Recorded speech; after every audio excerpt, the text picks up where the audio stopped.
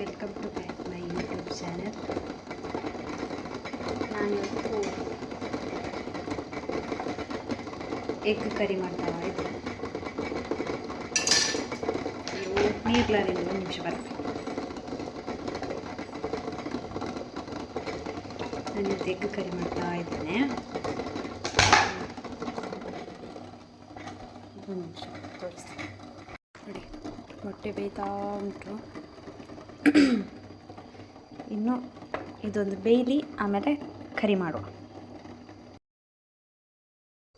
ನೋಡಿ, ಎಗ್ ಮಸಾಲ ಈ ಪೌಡ್ರಿಂದ ಈ ಥರ ಮಾಡಿದೆ.